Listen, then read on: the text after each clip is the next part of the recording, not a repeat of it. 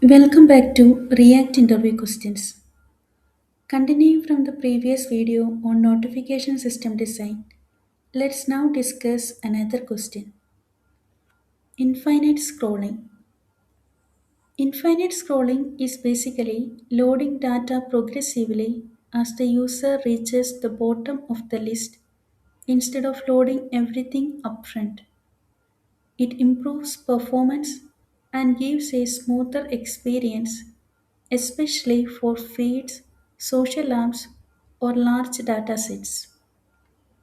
My usual approach is to combine pagination from the backend with frontend scroll detection.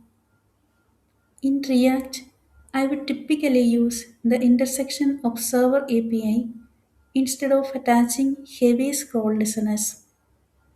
I would place a small sentinel element at the bottom of the list, and when it becomes visible, I would trigger the next API call.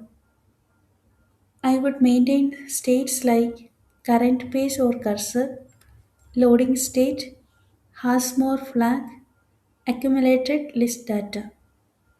When new data comes, I would append it to the existing array instead of replacing it. I would also handle edge cases carefully, prevent duplicate API calls while loading, stop fetching when there is no more data, show loading skeletons or spinners, handle API failures gracefully.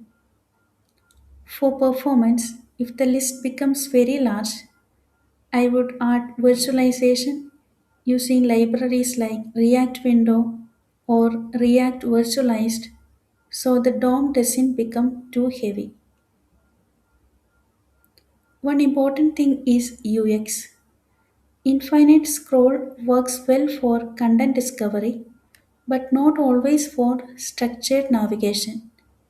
In some cases, normal pagination is actually better when users can track where they are more easily.